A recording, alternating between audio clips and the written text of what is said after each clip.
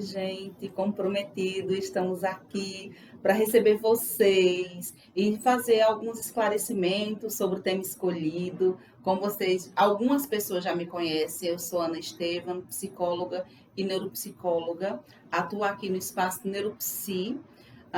Trabalho com público infantil, adulto e idoso, com a psicoterapia cognitiva comportamental, avaliação neuropsicológica, reabilitação neuropsicológica infantil, adulto e idoso. Então, é uma demanda bem múltipla, certo? Estamos aqui para receber vocês, receber as perguntas, claro, que durante esses dias que nós publicamos a live, algumas pessoas já enviaram sim suas perguntas, outras já estão chegando, tá? E espero que dê tempo. Eu sempre gosto de juntar uma com outra para que eu consiga responder o maior número de questões que as pessoas solicitem. Espero que possamos ajudar vocês. Boa noite, pessoal. Me chamo Mariana, sou psicóloga clínica aqui em Serra Talhada também. Estou trabalhando com o público individual, criança, adolescente, adulto, idoso, e com o público familiar e casal também. Tá? Então, vamos estar aí debatendo um pouquinho sobre a psicoterapia e tirando algumas dúvidas, né, que pode até deixar, muitas vezes, algumas pessoas com um pezinho atrás, com aquele receio, né, se faz psicoterapia ou não, o que é a psicoterapia, como funciona, né, quanto tempo é uma psicoterapia, né? Então, algumas perguntas a gente vai estar abordando aí e explicando para que fique tudo mais claro, certo? E para que possamos ajudar e talvez incentivar algumas pessoas a buscarem a psicoterapia. Nós sabemos hoje que é inúmero a quantidade de profissionais de psicologia que atuam em várias regiões, então você pode buscar na sua cidade um profissional habilitado, um profissional competente para fazer essa psicoterapia e para que esteja ajudando na demanda de cada sujeito, certo? Vamos esperar um pouco as pessoas entrarem, tá? Para darmos início às questões que já deixaram aqui conosco. Mas, de antemão, me deixe falar um pouquinho por que eu escolhi esse tema. Nós escolhemos, na verdade. Nós escolhemos esse tema porque nós sentimos ainda bastante insegurança das pessoas em questão na relação da busca do profissional de psicologia.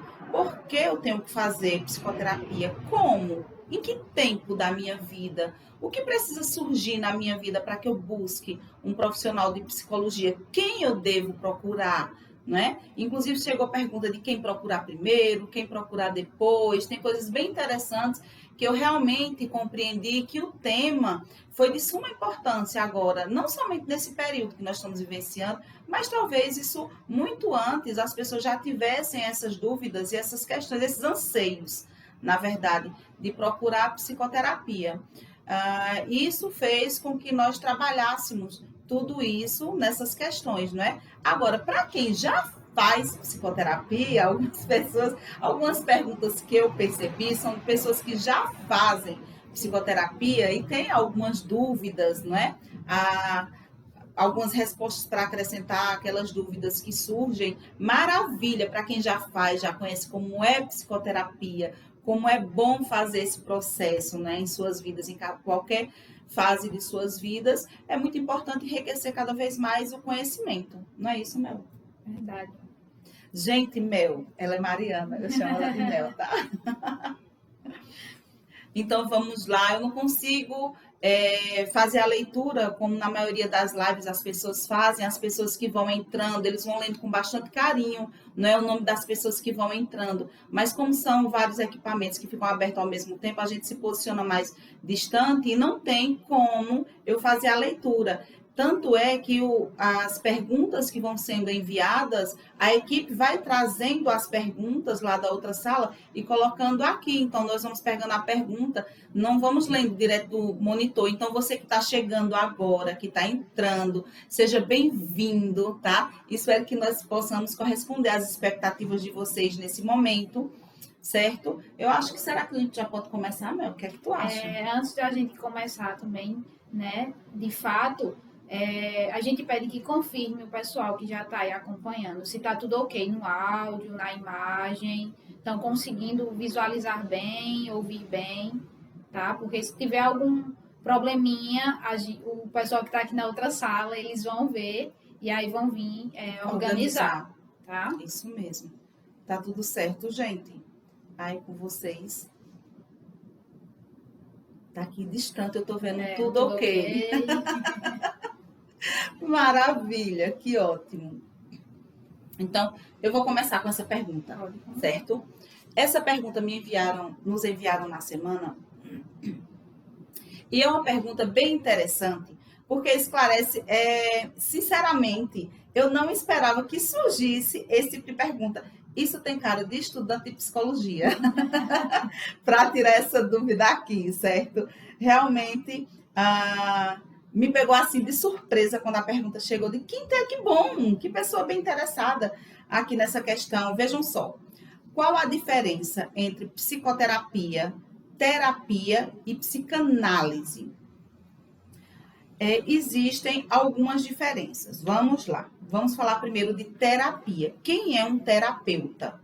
O terapeuta é aquela pessoa interessada em promover saúde ao outro. Pessoas que fazem cursos de final de semana, se aprofundam em determinados temas.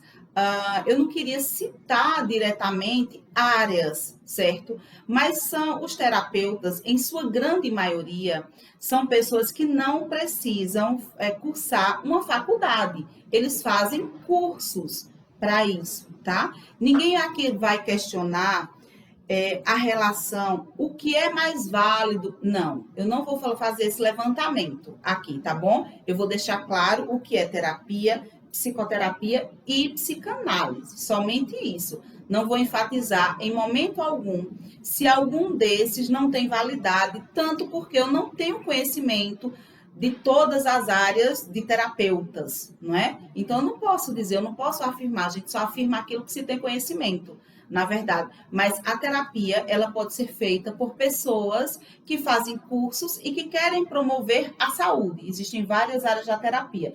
E várias dessas pessoas, inúmeras hoje em dia, são pessoas que fazem cursos realmente e que não precisam fazer uma faculdade. Eles são terapeutas, beleza? Existem áreas da saúde também, que também fazem algumas terapias, como um terapeuta ocupacional, ele faz terapia, ele não faz psicoterapia. Então, quem faz psicoterapia?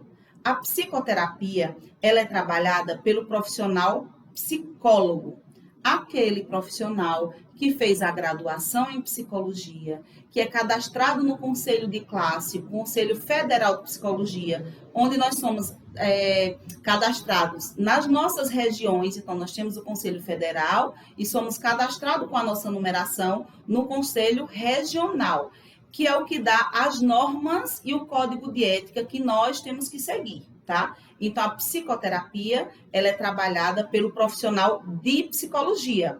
Um outro profissional da área da saúde, um outro profissional que trabalha com bem-estar e saúde, não pode fazer psicoterapia. Ele só pode fazer terapia. Acho que eu deixei claro. E psicanálise, vejam só, aí é a grande questão. A psicanálise, dentro da psicologia, ela pode ser uma linha.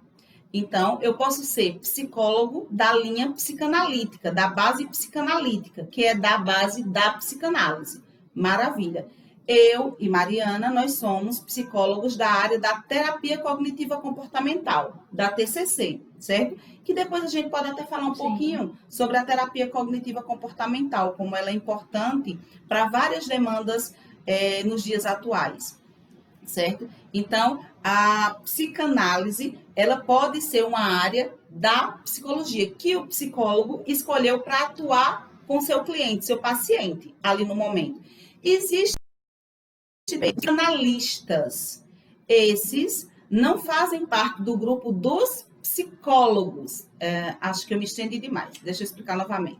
Os psicanalistas, alguns que fizeram cursos de psicanálise após a graduação, Se eles são psicólogo e fizeram cursos de psicanálise, eles são psicólogos da área psicanalítica, tá? Existem pessoas que não são psicólogos e fazem um curso que eu não sei a duração, são cursos de finais de semana e se tornaram psicanalistas. Eles não são psicólogos, tá? Não tem esse CRP, essa numeração, não estou afirmando que eles não são bons profissionais. Não é isso, certo, gente? Realmente eu só quis esclarecer a dúvida que a pessoa trouxe, que eu acho que é interessante. Alguém talvez que está no início da graduação da área de psicologia tem essa dúvida, ou uma pessoa que quer escolher, eu vou para um psicanalista, eu vou para um terapeuta holístico, eu vou para um psicólogo, para quem eu vou? Por que eu vou? Como é que eu sei o que cada um é? Então, essa pergunta foi bem interessante. Dá para diferenciar um pouco. As pessoas só vão saber o que é melhor para si quando elas testarem. Então, é o que eu posso descobrir se o psicólogo, se o psicanalista, se o terapeuta holístico vai me ajudar nessa demanda. Combinado? Acho que eu deixei um pouco claro. Se surgirem mais dúvidas a respeito, vocês vão enviando aí essas questões e a gente tenta esclarecer ainda mais, tá certo? Dando uma ênfasezinha a mais na pergunta, né, que a Ana acabou de responder, falando um pouquinho mais da psicoterapia. A psicoterapia, de acordo com a nossa área de abordagem, que é a terapia cognitiva comportamental, ela é estruturada, certo? Então, o paciente chega ao nosso consultório, vamos receber a demanda dele, o que ele traz, quais são seus anseios, suas angústias. Então, vamos estruturar um plano de trabalho e de tratamento para essa demanda, certo? Então, um trabalho estruturado, onde a gente se utiliza de algumas técnicas de atividades e que vão dar base para conseguir uma melhora no quadro que o paciente espera a partir da psicoterapia, tá? Então, podemos ir para a próxima pergunta? Pode, fique à vontade.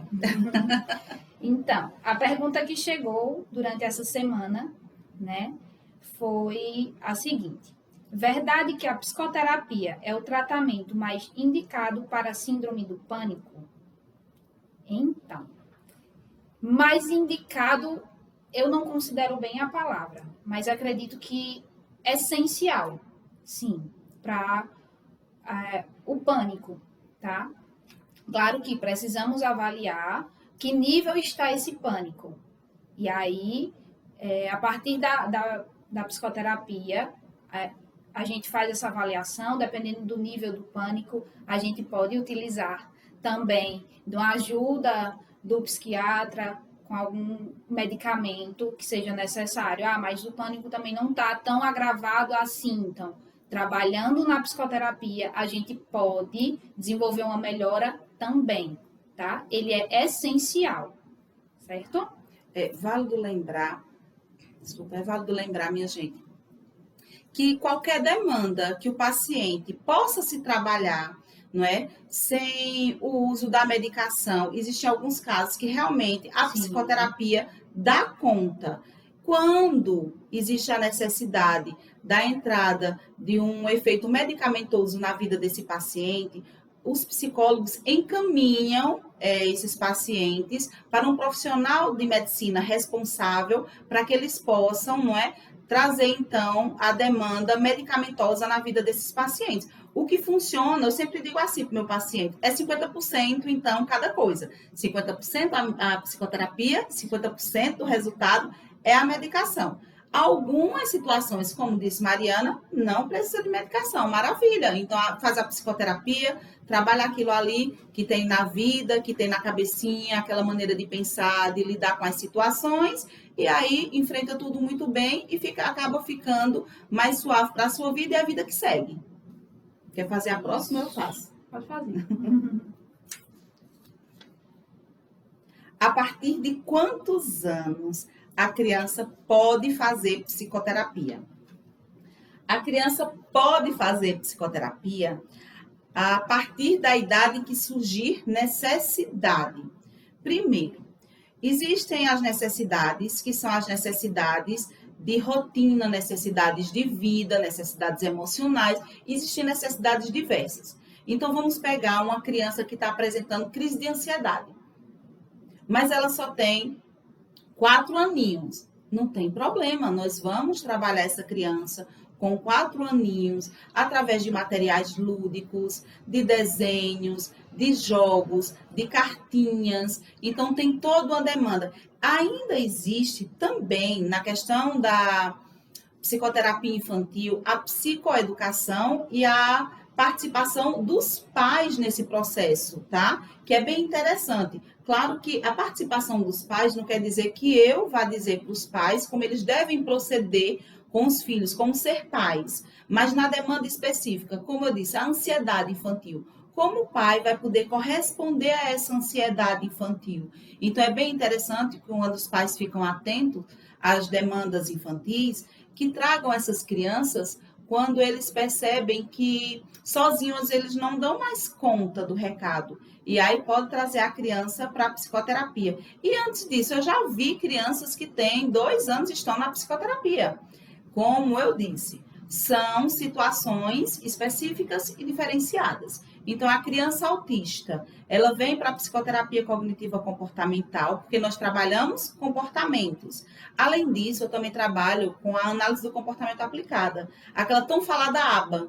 Então, eu trabalho, são as primeiras intervenções infantis que devem ser comandadas ali naquele momento. E quanto antes, quanto mais precoce a criança com autismo chega ao nosso consultório, mais agilmente ela evolui. Claro que cada criança tem seu ritmo. Não vai ter essa demanda de até os 3 anos, quem é trabalhado com aba vai conseguir isso. Aí depois dos 5 ela já vai estar assim, não. Cada criança tem o seu ritmo. Então, a depender de cada demanda específica, a criança precisa ir ao psicólogo. Então, os pais precisam ficar atentos. A gente cobra os pais, não é assim? Porque nesse tempo elas estão mais diretamente com os pais. Mas o professor também pode ficar atento. E hoje em dia as crianças estão indo cada vez mais cedo para a escola, não é? Criancinhas de 2 anos já estão nas turmazinhas de berçário, tudo. Então, as professoras podem observar como são os relacionamentos dessa criança, como é a situação emocional, a criança é muito agitada, a criança é muito nervosa, ela apresenta medos incomuns. O que acontece? Não são somente as crianças atípicas, as crianças autistas que podem ter essa necessidade precocemente. Algumas outras situações também trazem demandas emocionais para as nossas crianças. Então, quem convive com a criança pode ligar um sinalzinho de alerta assim que a criança apresentar as primeiras necessidades para isso. Então, vamos lá para a próxima pergunta. Meu filho está muito isolado e triste. Posso levá-lo direto ao psicólogo? Eu tenho que ir antes no psiquiatra. Ele tem 14 anos. Então, gente, mamãe e papai, né? É interessante ficar muito atento nesse momento a que tipo de tristeza, em que nível essa tristeza está, né? É uma tristeza onde ele está se isolando bastante, é uma tristeza onde eu percebo que ele está se automutilando, né? Em que nível anda essa tristeza? Então, a partir desse nível, a gente pode avaliar. Sim, pode trazer ao psicólogo, tá? E aí o psicólogo vai fazer toda uma avaliação juntamente com os pais, o primeiro contato, tá? Quando o indivíduo ainda é de menor de idade, o primeiro contato é com os pais. Então, a consulta, como a gente costuma dizer, a consulta é feita com os pais para a gente ter uma melhor interação do caso, compreender melhor o que é que está acontecendo com essa criança ou com esse adolescente. E a partir disso, a gente parte para uma intervenção com a criança ou o adolescente. E aí, a partir do desempenho que vai se tendo na psicoterapia com o sujeito, aí o psicólogo pode avaliar e pode sim direcioná-lo a um psiquiatra, a um neuro, dependendo do quadro que aquele adolescente ou aquela criança vai trazer, tá? Mas pode sim trazer para o psicólogo e a partir do psicólogo ele ser encaminhado. E dependendo, nem ser encaminhado, pode ser trabalhado dentro da psicoterapia, tá? Sem problema. É interessante, a gente às vezes recebe a demanda que as crianças nem sempre vêm do psiquiatra, viu? O próprio pediatra encaminha essa Isso. criança para a gente aqui na psicoterapia. Então, não é só o psiquiatra que tem esse olhar muito mais voltado para as situações emocionais, não é, Mariana? Porque, veja, nem sempre a gente vai levar de imediato uma criança de 5 anos ao psiquiatra, mas se a criança começa a parar, se a criança para de se alimentar bem, você percebe ela tristinha, então aí você vai, leva lá no seu pediatra, e o pediatra acaba percebendo que é uma demanda emocional, e aí ele acaba encaminhando também a psicoterapia, certo? Então, esse olhar do que está acontecendo, de como acompanhar essa criança, torno a dizer, é muito importante, certo? Essa perguntinha chegou um pouco antes, nós já estávamos organizando tudo aqui, e ela chegou por aqui, veja, as informações são, assim, resumidas desse caso, porque eu choro muito em casa sozinha. Eu não tenho ideia da idade, se é uma pessoa da melhor idade, como eu chamo, né, a partir dos 60 anos, se é alguém jovem, se é uma criança, se é um adulto, uma pessoa madura, enfim, eu não tenho a mínima ideia. Vamos pensar de uma maneira bem ampla para isso tudo. Chorar com muita frequência é uma representatividade de que algo não vai bem com o sujeito, né? Porque uma coisa é eu chorar, vamos dizer, porque eu perdi o emprego. Eu tenho um motivo, eu perdi o emprego.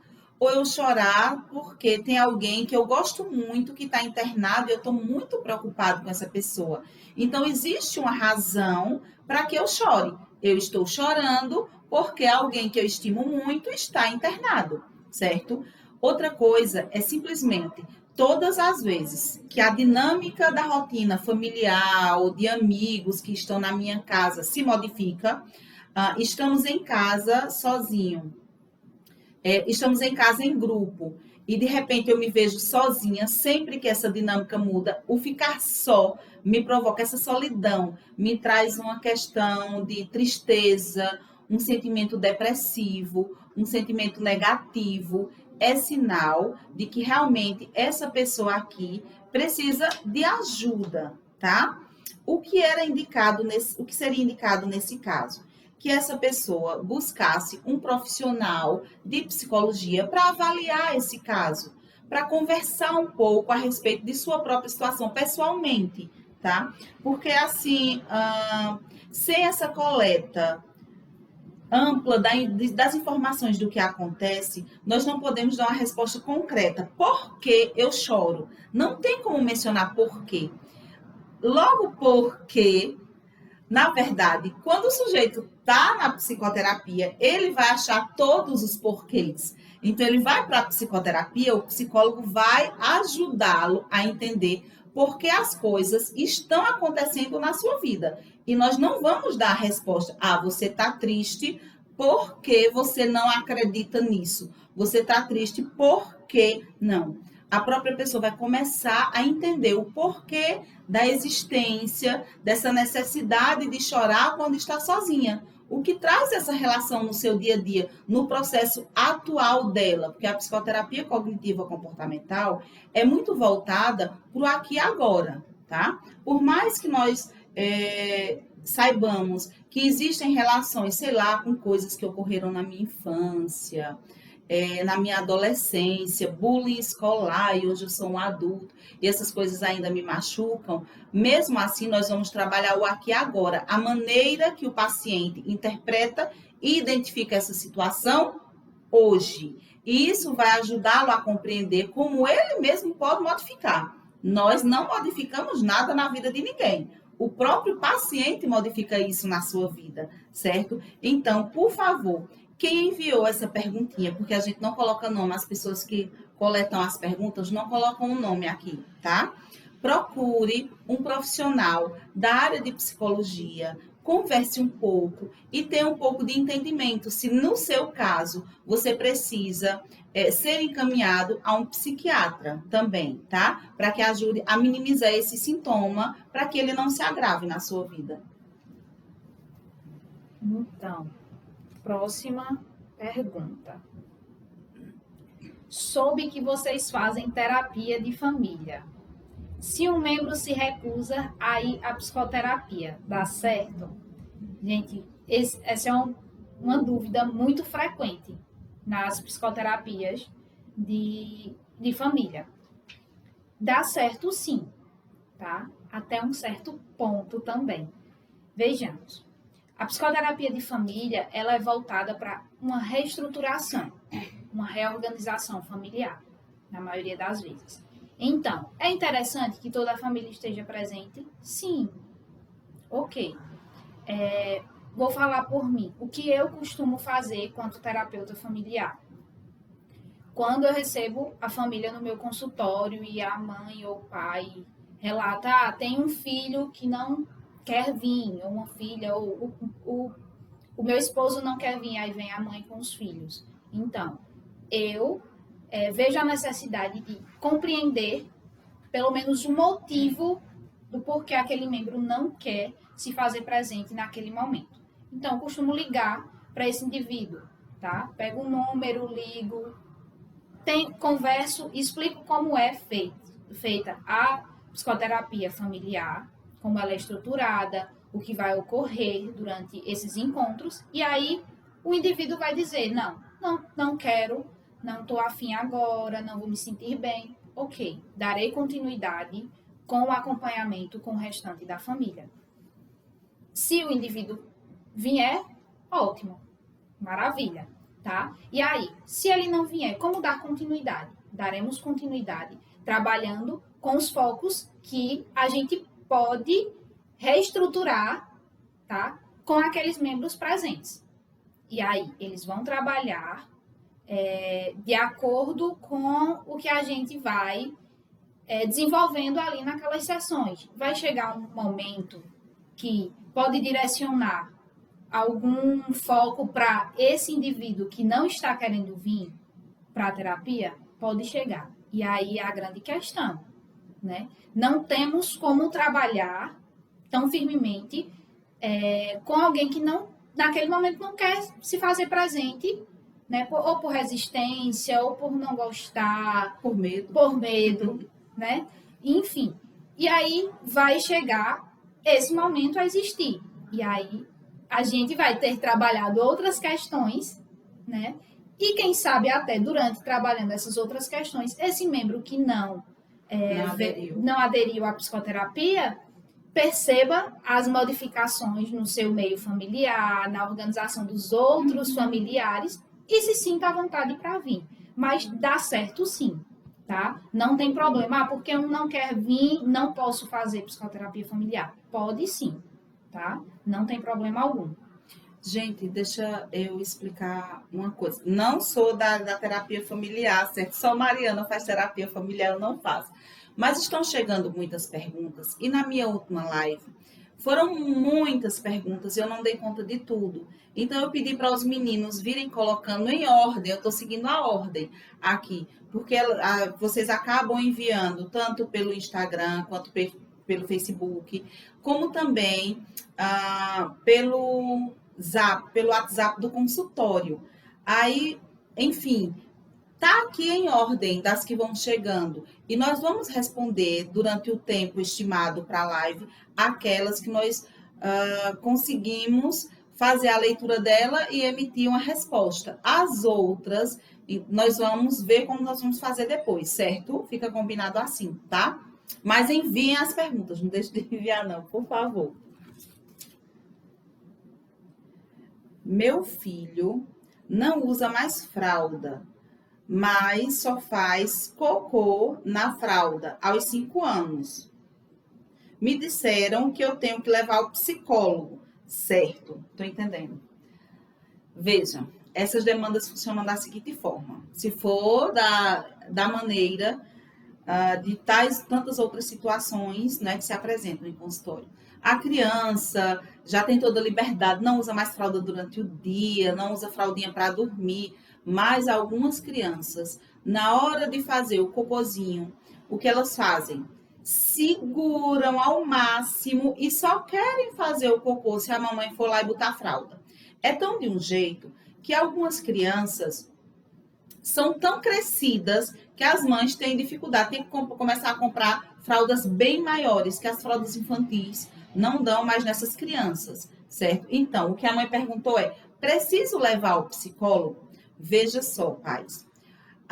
Vocês devem observar o seguinte: essa criança, ela já foi levada ao pediatra. O pediatra já fez toda a análise de algo que pode estar acontecendo com a criança, uma possível dor na hora de evacuar, não é? Uma irritação naquele canal, o que pode possivelmente, organicamente, estar acontecendo com a criança. Foi liberado. Não, olha, mãe, não tem nada, ele não tem nada. A gente percebe então que é um medo, realmente, que essa criança tem. Mãe, desculpa, eu me dirijo à mãe, mas mãe e pai, certo? Pais, por favor. É um medo que essa criança tem e ela não consegue. Ela entra em pânico, essa criança. Não, esse é meu filho, é um menino. Então, esse garotinho entra em pânico na hora que quer fazer o cocô. E aí, o que pode ser feito? Busque um profissional que trabalhe com crianças, certo? Ele pode estar com demanda emocional, mas o que é uma demanda emocional de uma criança que pode ter travado essa criança que não queira fazer cocô, até no piniquinho, que é mais seguro? Um certo dia, essa criança foi fazer o cocôzinho dela ali e, por acaso, sentou de mau jeito, se machucou e ficou com medo. Pronto. A partir dali, ela entendeu que aquele ambiente, que aquele equipamento ali não era seguro para ela. E começou a ter medo do equipamento. Ou o vaso sanitário, ou o troninho. A partir desse momento, ela teve uma outra experiência negativa com aquilo ali. E ela entendeu que isso aí nunca acontecia quando eu usava a minha fraldinha. E isso ainda é criança muito pequena, né? A criança pequenininha, quando a mãezinha e o pai estão ali naquele esforço maior do mundo para a criança tirar a fralda. E teve essa experiência que não foi tão boa para ele, tá? Então, isso pode ser visto como uma situação emocional que merece sim os cuidados de um profissional de psicologia. Busque, pais, alguém que possa auxiliar essa criança nessa demanda. Observação: precisa ser um profissional que trabalhe com criança. Igual a gente leva a nossa criança para o médico, gente. Eu não posso levar a minha criança simplesmente para o clínico geral. Não, vou levar para o pediatra, é o mais indicado. Numa emergência, que eu chego no hospital que não existe um outro médico, aí o clínico geral vai dar aquela olhada, vai aliviar aquele sintoma e vai dizer: amanhã leva lá no pediatra, tá? Então, da mesma forma, busque o profissional de psicologia que atue com criança, que trabalhe com criança. Caso contrário, isso pode ser um agravante ainda maior na situação da criança que ela já encontra essa dificuldade, certo? Próxima pergunta. É preciso revelar todos os segredos ao psicólogo? Não. Então, o processo, eu costumo dizer aos meus pacientes, o processo terapêutico é de vocês. Então, a psicoterapia vai deixar o indivíduo muito livre para trazer para a sessão somente o que ele está com vontade e confortável naquele momento para relatar. Então, eu não estou ainda preparado para adentrar em algumas situações, em alguns segredos, né? Que eu sei que eu preciso. Ok, vamos começar, né, a trabalhar aos poucos. O que é que tu consegue relatar? O que te trouxe para a terapia? Né? E aí a gente começa a estruturar uma sessão. Né? E aí, sem menos perceber, o próprio sujeito vê a necessidade de fala desse segredo, tá? mas tudo no tempo do sujeito. O psicólogo não vai e não pode estar forçando ele a relatar algo que ele não está pronto para trabalhar naquele momento. Nós trabalhamos para prepará-lo a lidar com seus pensamentos, seus segredos, que são disfuncionais, tá, na sua vida, que ele não está conseguindo lidar, que ele não está conseguindo dar conta, mas de acordo com o desenvolvimento dele. Quando ele estiver pronto e confiante que consegue fazer isso e trabalhar com isso. Beleza. Pega aquela ali, Mariana, por favor. Deixa eu colocar aqui. Como eu sei, gente, é muita gente chorando. Como eu sei se estou com depressão? Choro muito sem motivo. Lembra que eu falei do caso da outra pessoa, que eu não sei a idade, que diz que chora quando está sozinha? O que é chorar sem motivo? Às vezes as pessoas acham que chorar sem motivo, ou que chorar muito, chorar sem motivo, é o fato de não lembrar por que chora. Nem sempre é sem motivo. Vamos começar a imaginar que esse choro seja por uma situação mal resolvida na sua vida. Então tem um motivo. Espera aí, eu tenho algo que eu tenho que resolver, né? Isso é muito positivo já de se pensar. Não entre em pânico, certo? Existe alguma coisa que você tem que resolver, não é sem motivo. O que as pessoas precisam entender é que o ser humano tem necessidade de resolver os seus problemas. Sabe aquela historinha que a gente vê muito em desenho animado, daquela bolinha de neve que vai aumentando, correndo atrás do bichinho e ficando bem grandona?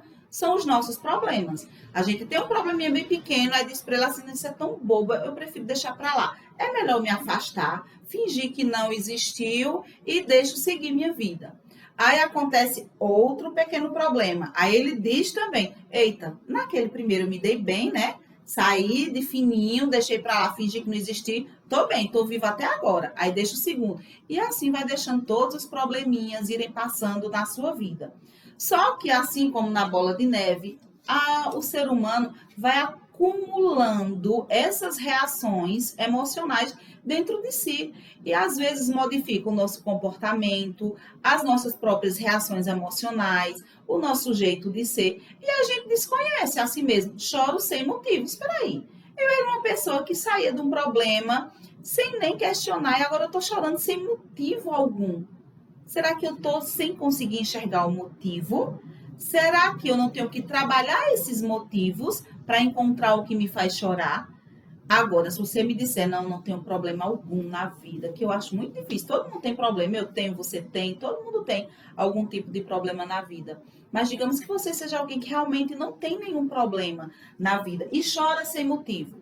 Vamos procurar também um profissional da área da saúde, um médico, para fazer algumas orientações, algumas observações.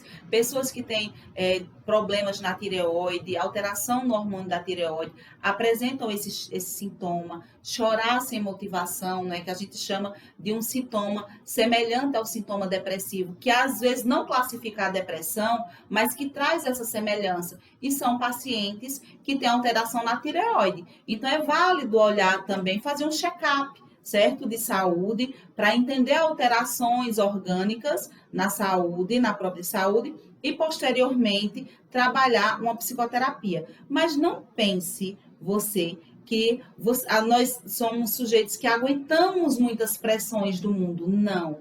Por forte que nós sejamos, chega um momento que se eu não trabalho aquilo que é necessário trabalhar na minha vida, eu não estou dizendo ter que procurar um psicólogo. Se eu não trabalho toda a demanda minha, tudo aquilo que vai acontecendo diariamente, se eu não deixo bem resolvido, isso vai me trazer problemas. E se for um caso, busque sim um profissional de psicologia para trabalhar isso aí também, certo? Agora, eu não posso dizer para você é depressão. Para classificar a depressão, você não precisa exclusivamente apresentar choro sem motivação. Existem outros sintomas que são característicos da depressão, tá, gente? Que faz a classificação da depressão. Mas o que é interessante observar? Primeiro, nós vamos observar todo o entorno da vida do sujeito para depois entender se pode se dar uma depressão ou se isso pode ser visto como uma área que precisa ser trabalhada e uma situação emocional. Próxima pergunta. Quais os momentos a psicoterapia é indicada? Então, a psicoterapia ela pode ser indicada para trabalhar transtornos específicos, tá? CIDs, né? Ansiedade, depressão, pânico, toque, fobias, enfim. Pode ser indicado por outros especialistas, tá?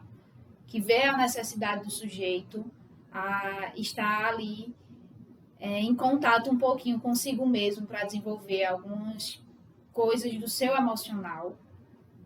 E pode ser indicada para questões pessoais, problemas de relacionamento social, problemas de relacionamento consigo mesmo, tá? E, assim, é muito ampla essa questão porque a psicoterapia pode ser indicada, certo? É interessante também, acrescentando um pouquinho, que a indicação da psicoterapia hoje, ela deve ser vista, inclusive, para pessoas que querem fazer processo de emagrecimento, Sim. que às vezes o processo de emagrecimento não está somente nessa questão de gula, mas está relacionada com a ansiedade, com os traumas, com medos, com a própria depressão clássica. Então, várias situações trazem, não é, esse resultado, que é essa compulsão alimentar que as pessoas apresentam. Certo, gente? Então, muitas pessoas que até questionam para si mesmas, meu Deus, eu não consigo emagrecer, nada dá certo, já fui ao nutricionista, faço atividade física, não consigo emagrecer. Outras pessoas relatam assim, eu sou igual uma formiga, não consigo me conter na cumilança do doce. Então, eu abro a geladeira, toda vez que eu abro a geladeira, eu tenho que comer um doce, eu tenho que pegar uma garfadinha de alguma coisa. E tudo isso pode sim ser trabalhado, acompanhado junto com o nutricionista e o psicólogo para uma evolução bem mais positiva na vida desse paciente, tá? Eu ainda limpo meu filho de 8 anos no bumbum quando faz cocô. É errado?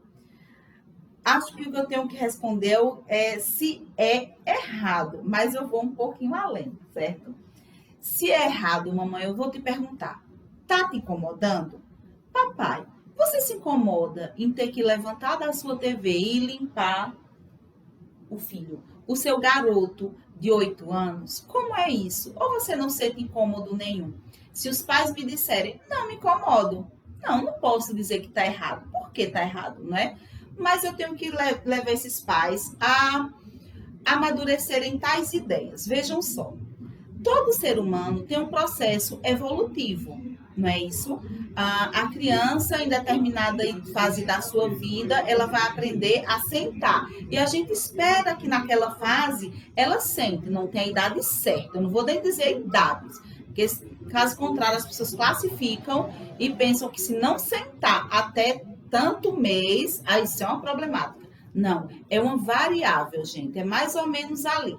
Depois nós vamos esperar que as crianças aprendam as cores. E aí as crianças, nessa idadezinha assim, vão começando a aprender as cores. Aí depois a criança vai ter outra evolução. Pronto. Da mesma forma, cada área que a criança evolui é um processo, é como uma passagem de uma fase para outra, certo? Então, esperamos que a criança, aos 8 anos, já traga essa maturidade. Mas o que pode estar acontecendo? Para a gente não culpar os pais de certo ou errado. O que pode estar acontecendo? Pode estar sendo cômodo para o garotinho, não é? Que trabalho ter que pegar o papel, limpar o bumbum e ainda vou ter que ter a dúvida se está limpo ou não. É muito mais fácil eu gritar, mãe, pai, vem cá, limpa aqui o meu bumbum. E aí eu tenho certeza que o bumbum vai estar certo, vai estar todo limpinho e eu vou estar bem seguro agora, tá? Só que os pais precisam ser os primeiros motivadores da evolução do filho. Então, o que eu indico? Ensina a criança, vocês vão desensibilizar essa criança dentro desse processo, tá? Faz o seguinte, primeiro você vai relatar para ele o que você está fazendo, pai, o que você está fazendo, mãe. Bota a criança na posição que vocês limpam a criança, mostra para a criança, ó, a gente enrola tantas vezes na mãozinha o papel higiênico, retira, tá vendo como ficou bom, como ficou grosso para a gente não sujar a mão? Pronto. Aí, a partir daqui, você passa de tal forma no seu bumbum, você vai explicar direitinho o passo a passo que vocês utilizam com essa criança. Fez o passo a passo? Pronto. Passa alguns dias fazendo isso, mostrando sempre para a criança como está sendo. Alguns dias que eu digo 3, 4 dias, certo? Passando os 3, 4 dias, vocês vão passar a bola para essa criança. Então, esse garoto agora vai ser monitorado. Pronto, papai ou mamãe está aqui com você para ver se você está conseguindo fazer tudo sozinho, porque a gente precisa que você aprenda. Na verdade, você é um garoto esperto, vai aprender tudo. Então, a partir de agora, lembra, se você esquecer algum passo, ou o papai ou a mamãe que está aqui, vai te lembrar agora, tá? E vai olhando ele realizar. Detalhe, nada de frustração e de pânico. Então, ele limpou para a posição errada, ele reorienta. Seria melhor se você fizesse assim, mamãe, ó, fica mais fácil. Não usem palavras como tá errado, você nunca presta atenção. De novo, de forma alguma, não deixa essa criança perceber que ela não é boa para isso. Ela precisa perceber que essa capacidade é possível a ela. Então, você vai colocando, entregando a essa criança essa capacidade. Passou mais uns dias você fazendo essa observação, depois você vai entregar a próxima bola para essa criança. Agora, como você está bem desenrolado nessa limpezinha aí, mamãe só vai vir quando você terminar. Então, ou papai ou mamãe vai vir aqui só olhar se ficou legal, certo? E vai ensinando essa criança. Se a criança não aprende as evoluções, isso pode fazer com que ela não queira amadurecer em outras áreas também. Então, isso é importante. Não pode ser tido como certo ou errado, mas temos que ver como é importante para cada área e para cada processo do ser humano. Porque tudo que nós sabemos hoje são resultados de experiências que nós aprendemos ao longo de nossa vida. E assim, seu filho também precisa aprender mais essa experiência, que para a vida dele é muito importante, certo? Próxima pergunta. O casal em terapia pode solicitar em algum momento atendimento individual? Vejamos. Durante o processo terapêutico com o casal, podemos sim abrir essas exceções quando o parceiro ou a parceira relata para o profissional que queria conversar a sós, porque não consigo falar na frente da minha companheira ou do meu companheiro. E isso é até interessante quando se reconhece, porque aí a gente já começa também a desconstruir. Por que eu não consigo falar certas coisas? Essa situação, isso que tu tá vivendo, por que eu não consigo falar na frente do outro? Porque eu acho que vai incomodar muito, ele não vai entender ou ela não vai compreender. E aí a gente já vai adentrar nessas modificações, tá? Claro que isso não pode ser muito frequente, porque estamos em processo de terapia de casal. Então, buscamos uma reconstrução dessa vivência a dois, tá? E se faz bastante importante, né, que estejam os dois a par de tudo, mas pode sim abrir exceção para um atendimento individual no meio tempo aí desses atendimentos quanto casal, tá? Agora, se me perguntassem, Mariana, eu posso fazer acompanhamento com o meu esposo ou com a minha esposa e posso também fazer um acompanhamento individual, além desse atendimento com ele, aí já era outra questão, né? Uma coisa é querer fazer o atendimento individual para lidar com questões do casal. Se for para lidar com questões suas, o que eu indico? Escolhe um processo por vez. Então, Faz primeiro o atendimento individual. Faz o teu processo terapêutico individual. Ou então faz primeiro o teu processo terapêutico quanto casal. E quando tu finalizar esse processo, tu inicia o outro.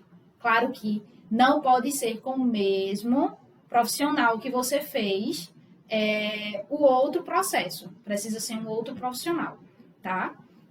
E aí, sim, pode ocorrer, em alguns momentos da psicoterapia de casal, do cônjuge solicitar um atendimento individual, e aí a gente compreendeu por que essa pessoa acha necessário estar ali individualmente, o que é que ela quer relatar, como é que a gente pode construir para o outro também saber disso, né? Ou como é que a gente pode chegar a meios para que o outro compreenda o que eu não estou conseguindo relatar a ele, sem que o magoe, sem que ele o julgue, tá? Então, pode sim se fazer também, durante o processo terapêutico com o casal, alguns atendimentos individuais. Gente, tem muitas perguntas interessantes. Eu puxo uma para ler e vejo outra ali, bem interessante também. Eu vou resumir agora, porque o tempo já está bem pouquinho. Eu vou fazer tudo bem rápido. Porque tem pessoas que passam tantos anos na psicoterapia. Tanto vai depender da abordagem, existem realmente algumas abordagens que são mais demoradas, quanto vai depender da demanda. Alguns casos especificamente, o paciente precisa fazer anos de psicoterapia, algumas demandas, como as crianças autistas, como pacientes com síndrome de Down, alguns transtornos psiquiátricos. Existe uma orientação psicoterápica de que ele faça basicamente toda a vida, certo? Alguns transtornos psiquiátricos, o paciente precisa realmente ficar na psicoterapia para que ele consiga um equilíbrio melhor de vida e assim uma interação social bem mais ajustável, certo? Então as questões são essas. Algumas psicoterapias são motivadas com o tempo de acordo com a abordagem, o que não é o caso da terapia cognitivo-comportamental. Ela, como Mariana já disse, é uma psicoterapia mais breve, mais focada em mais breve, mas em algumas demandas, até na psicoterapia cognitivo-comportamental, com alguns quadros clínicos psiquiátricos, o sujeito vai passar muito tempo na psicoterapia, certo? E aí a próxima pergunta, por incrível que pareça, é justamente também sobre a duração. Qual a duração de uma terapia? Então, eu vou falar fora esses quadros, né, que a Ana já relatou, que de fato o indivíduo passa o resto da vida no processo terapêutico. Em casos de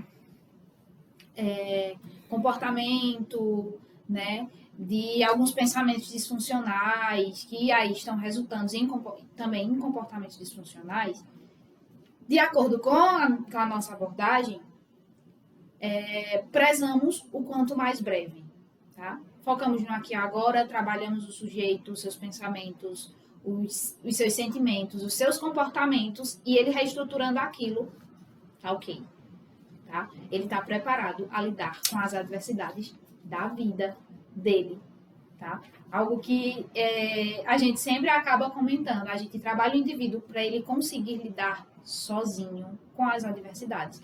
Não trabalhamos para prendê-lo à terapia.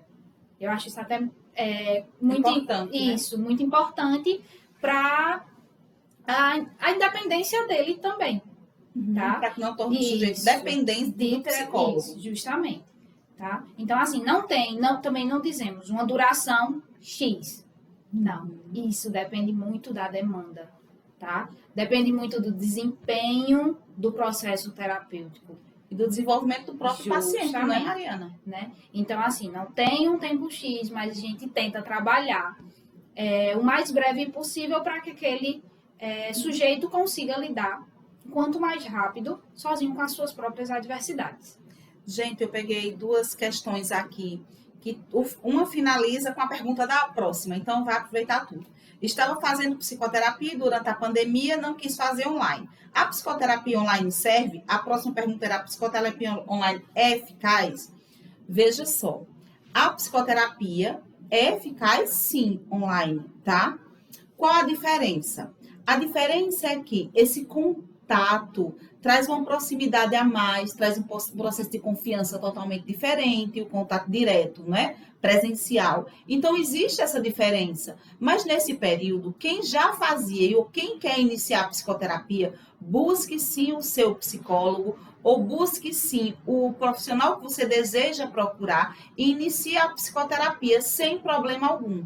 Assim que tudo isso for se acalmando, vários profissionais de psicologia vão voltar ao atendimento presencial, sem problema. E aí você já vai estar com esse profissional atuando na tua vida, melhorando situações e vai dar só continuidade. Então, é eficaz? Sim. Existe uma diferençazinha, mas sem problema. Os adultos conseguem lidar com isso muito bem, alguns adolescentes e algumas poucas crianças, certo? É muito mais complicado fazer a psicoterapia online com as crianças, mas algumas poucas crianças até dá para a gente trabalhar. Outras a gente abriu realmente como caso de emergência e veio fazer os atendimentos no consultório, ainda no período de pandemia, certo? Dá tempo ainda de mais uma pergunta? Dá tempo. Vai, Mariana, faz. Se encerrar ali no Instagram, a gente reinicia para terminar. Não vai dar tempo de terminar todas. Enfim, não dá. É porque eu fico com vontade de responder as coisas. Vamos para a próxima, rapidinho aqui. Tá. Quando saber que a pessoa precisa de terapia? Então, quando chega a esse pensamento, é muito importante a gente pensar também. Eu estou conseguindo ou não estou conseguindo lidar com alguma adversidade da minha vida? Então, quando eu não estou conseguindo sozinho lidar com alguma adversidade da minha vida, sim, é interessante procurar terapia. E aí é o momento, tá, que eu reconheço que aquela ajuda vai ser legal, certo? Então, um profissional vai estar ali me ajudando, me orientando, né, para que eu consiga lidar com algumas situações da minha vida ou alguns transtornos que apareceram, né? E aí eu não estou sabendo como lidar com eles, uma ansiedade que veio aí por algum motivo. Então, sim, é interessante. E aí já está na hora de procurar uma ajuda psicológica para lidar com essas adversidades. Para ajudar um pouquinho mais, parentes, pessoas que convivem com algum irmão, primo, filhos, pais que precisam de psicoterapia e se recusam, fiquem atentos no agravamento dos casos, certo, gente? Se o caso começar a agravar, tentem levar essa pessoa ao profissional responsável de confiança dessa pessoa. Se é um idoso, pode ser o geriatra, para que ele ouça o aconselhamento do geriatra, o encaminhe, convença esse idoso a buscar um psicólogo, a fazer o acompanhamento psicoterápico. Se é um adolescente, pode ser uma conversa com a professora orientando, pode ser o médico de confiança também. Então, temos que ficar atentos. Às vezes, o próprio indivíduo não consegue perceber as suas dificuldades, mas quem está na convivência, quem está ali ao redor, percebe irritabilidade, agressividade, mudança de comportamento, de humor. Então, tudo isso precisa ser visto, certo? Agora vai encerrar a nossa live aqui no Instagram. Como funciona a psicoterapia de grupo? Ai, gente, tem outras perguntas tão boas aqui. Como funciona a psicoterapia de grupo? Eu comecei a ler umas ali. A psicoterapia de grupo funciona com o psicólogo como mediador. Então, o psicólogo vai se juntar a esse grupo e vai mediar assuntos que entrem em pauta e que possam acrescentar sentido na vida de cada paciente, tá? Então, não é o psicólogo que conta a história. São as pessoas que fazem parte daquele grupo que vão fazer trocas de experiência e o psicólogo vai ser o mediador. Aqui eu trabalho muito com um grupo de crianças, então a função é justamente a mesma. Elas não percebem, mas elas acabam ajudando umas às outras na terapia de grupo e é bem interessante. O vídeo foi pausado ali no nosso Instagram. Tem como apertar ali só para a gente se despedir Não, vai ter que abrir outro ao vivo. Tu sabe fazer isso? Por favor, abra aqui outro ao vivo.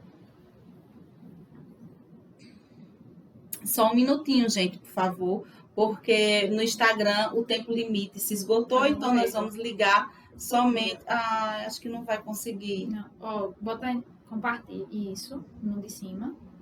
Compartilha No de cima. Olha aqui. Não. Vai lá, meu, por favor.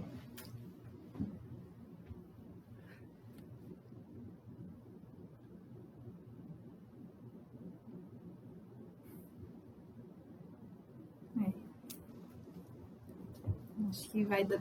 Só vamos conseguir encerrar com o Facebook. É, Vai. foi, Mel, ali? Avançar, Gabriel. Isso. Não tá indo. Só vamos conseguir encerrar com o Facebook. Gente, Infelizmente. nós nos empolgamos, certo? Infelizmente. E as perguntas, as outras, acabaram ficando. Mas quem aqui. sabe poderíamos até trazer a parte 2 dessa live. Pode né? ser, é verdade. Nós podemos acrescentar a parte 2 da live. E aí, terminar essas perguntas que ficaram aqui em aberto. Isso. Olha, queremos agradecer muito. Tentamos reabrir ali, não estamos conseguindo. Caso contrário, nós íamos realmente dar continuidade, tá, à live. Queremos agradecer a presença de vocês, essas perguntas tão maravilhosas, tá? E, infelizmente, pedir desculpa para vocês por não ter dado tempo, não está sob nosso controle essa situação.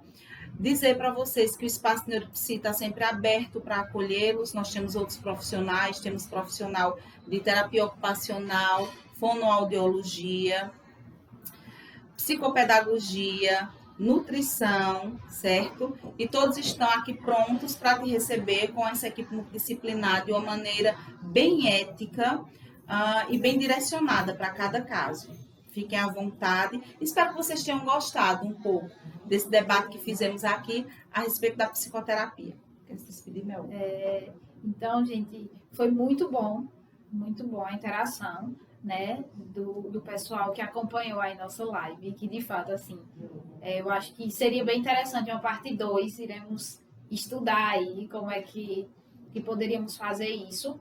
E fico muito feliz em saber que muitas pessoas estão, né, nessa procura aí de tirar algumas dúvidas, né, para, quem sabe, acessar agora a psicoterapia, de fato, né? Então, meu muito obrigado a todos vocês que acompanharam. Boa noite a todos e um bom fim de semana.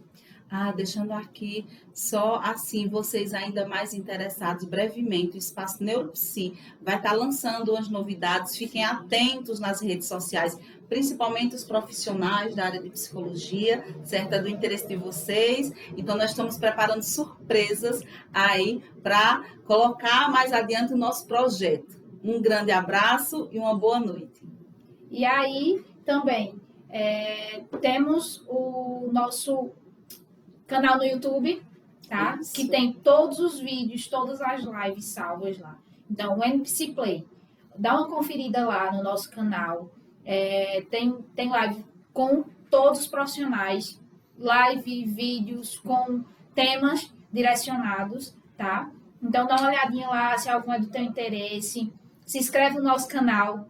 Ativa o sino de notificação para estar recebendo aí os nossos conteúdos, né? E até mais. Um grande abraço. Beijos. Tchau.